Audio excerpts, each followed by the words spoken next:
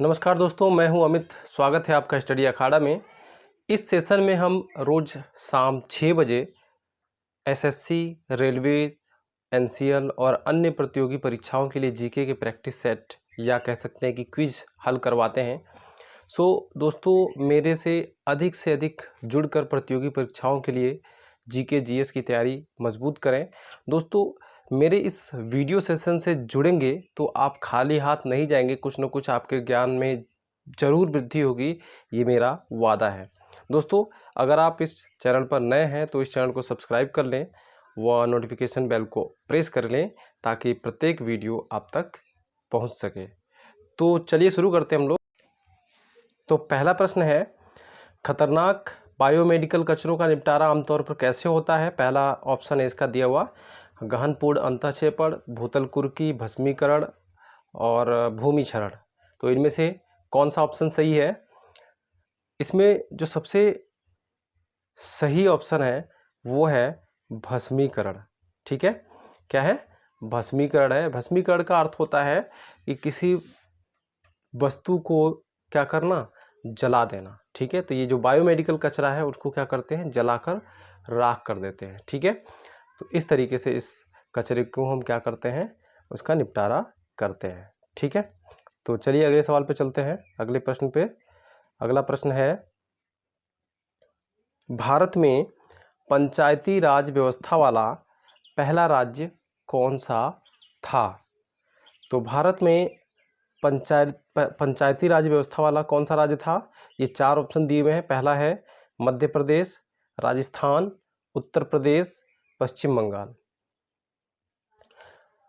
अब आपको कमेंट में मैं आंसर को लिखने के लिए बार बार इसलिए कहता हूँ क्योंकि आप जब चीज़ों को लिखेंगे तो लिखने से क्या होता है, वो चीज़ें माइंड में ज़्यादा देर तक रहती हैं। ठीक है, इसलिए आप कमेंट में जाके मेरे साथ साथ या मेरे बाद में कभी भी आप उसको ज़रूर, आंसर को ज़रूर लिख दें।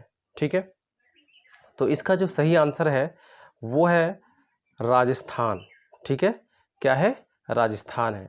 राजस्थान भारत का पहला राज्य है जहां यह व्यवस्था पहली बार 1900 किसमें 59 में नागौर जिले में लागू की गई थी। ठीक है, क्या हुआ था? नागौर जिला, राजस्थान के नागौर जिले में सबसे पहले ये व्यवस्था लागू की गई थी। बाद में ये पहला राज्य बन गया जो क्या किया, जिसने इस व्यवस्था को पूरे सभी जिलों में लागू कर दिया था। ठीक है, और पंचायती राज व्यवस्था जो है भारतीय संविधान के भाग 9 में वर्णित है। ठीक है, चलते हैं अगले प्रश्न की तरफ, देखते हैं। तीसरा प्रश्न है, भारतीय संविधान के किस अनुच्छेद में मुख्यमंत्री के कार्यों को परिभाषित किया गया है? तो किस अनुच्छेद में इस मुख्यमंत्री के कार्यों को परिभाषित किया गया है? हमारे पास 4 ऑप्शन है, अनुच्छेद 166, अनुच्छेद 163, अनुच्छेद 164, अनुच्छेद 167। जो सही ऑप्शन है वो है आपका अनुच्छेद 167। ठीक है, अनुच्छेद 167 में ही भारतीय संविधान के अनुसार मुख्यमंत्री के कार्यों को परिभाषित किया गया है। बढ़ते हैं अगले प्रश्न की तरफ। भारत में वास्को डी गामा कब आया था? भारत में वास्को डी गामा कब आया था? हमारे पास 4 ऑप्शन है। चारों ऑप्शन इस प्रकार हैं: 1498 ईस्वी में, 1948 में, 1957 में, 1857 में। तो जो इसका सही आंसर है वो है 1498 ईस्वी में। कब आया था? 1498 ईस्वी में भारत में आया था। ठीक है, वास्को डी गामा कौन था? एक पुर्तगाली यात्री था जो समुद्र के तट से भारत तक पहुंचने वाला पहला यूरोपीय था। ठीक है, क्या था? पहला यूरोपीय था। ठीक है ना, तो चलिए अगले प्रश्न पे चलते हैं। आयात पर कर निम्नलिखित में से किसका एक उदाहरण है? आयात पर कर निम्नलिखित में से किसका एक उदाहरण है?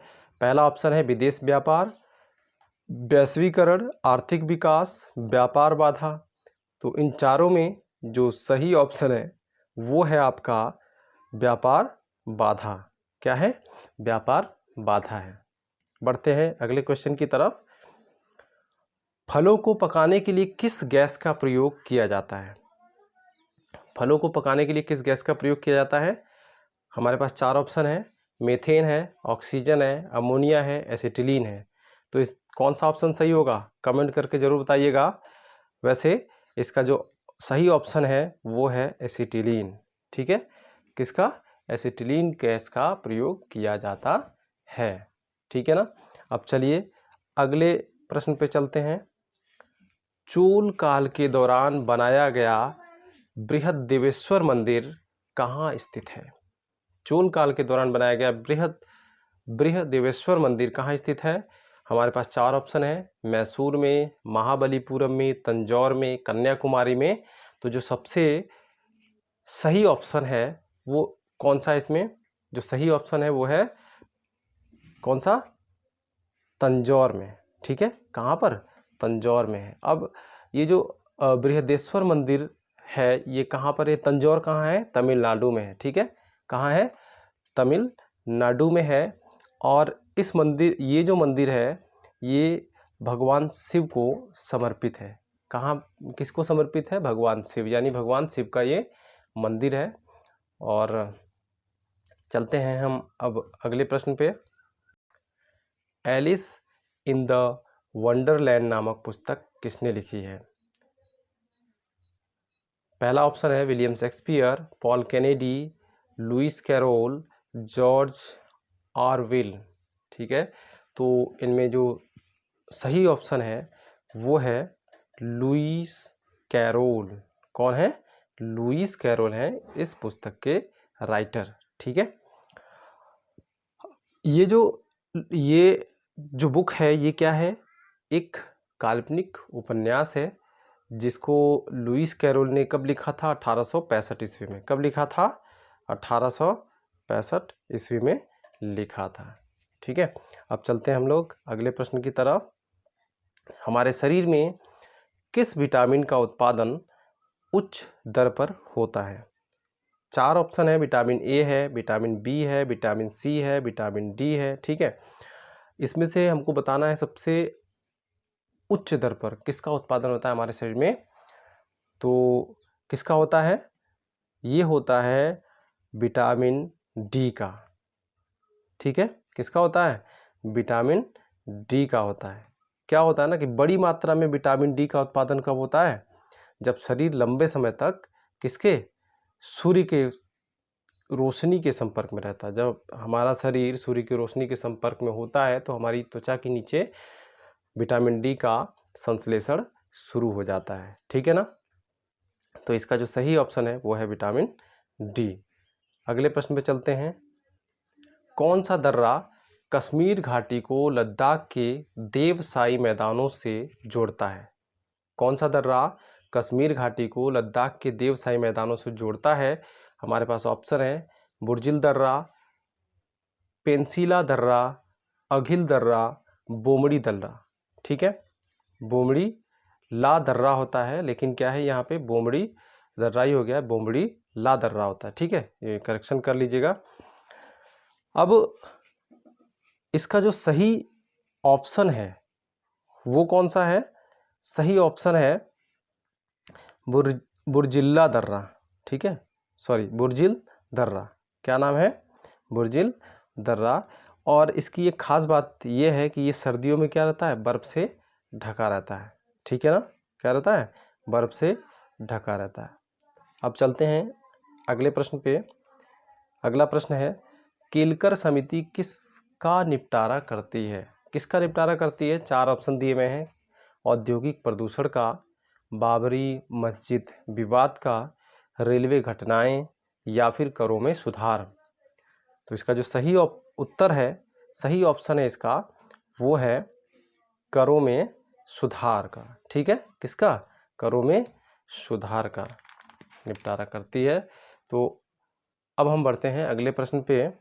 अगला प्रश्न है राजस्थान किस राज्य के साथ सबसे लंबी सीमा साझा करता है?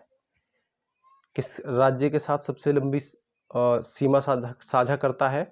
हमारे पास 4 ऑप्शन हैं, उत्तर प्रदेश, मध्य प्रदेश, गुजरात और हरियाणा। इसका जो सही ऑप्शन है वो है आपका मध्य प्रदेश। कौन सा? मध्य प्रदेश। ठीक है, अब हम चलते हैं अगले प्रश्न की तरफ।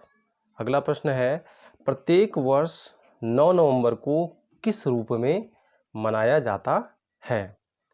हमारे पास 4 ऑप्शन हैं, राष्ट्रीय शिक्षा दिवस, राष्ट्रीय पत्रकारिता दिवस, विश्व टेलीविज़न दिवस, विश्व कानूनी दिवस। ठीक है, कौन सा 4 ऑप्शन है? ये 4 ऑप्शन दिए हुए हैं।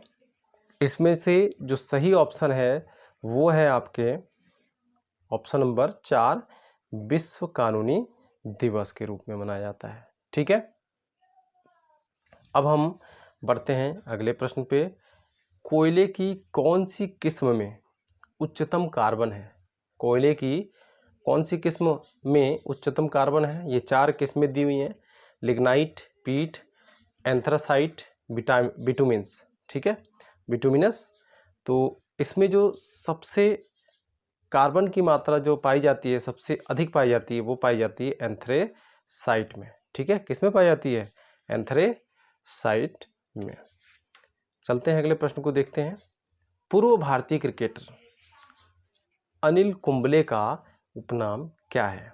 पूर्व भारतीय क्रिकेटर अनिल कुंबले का उपनाम क्या है? हमारे पास 4 ऑप्शन है, जंबो, मास्टर, लाला, गब्बर। ठीक है, तो इनमें से जो सही ऑप्शन है वो है जंबो। ठीक है, पूर्व भारतीय क्रिकेटर अनिल कुंबले को जंबो नाम से भी पुकारा जाता है।